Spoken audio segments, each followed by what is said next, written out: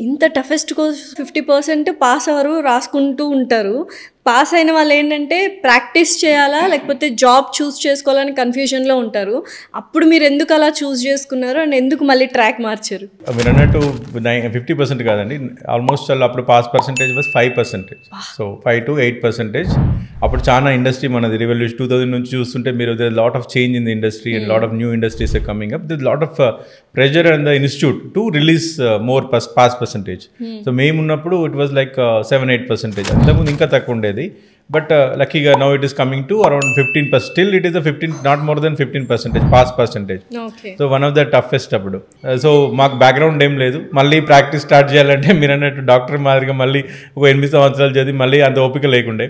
And మీ అమ్మాయిలో expectations ఎక్కువ కదా, అబ్బాయి ఏం చేస్తున్నాడు, జాబ్ చేస్తున్నాడా, ఇల్లు ఉందా, సో ఇవన్నీ మనకి ఏం లేవు కాబట్టి అప్పుడు. సో ఖచ్చితంగా job was one of the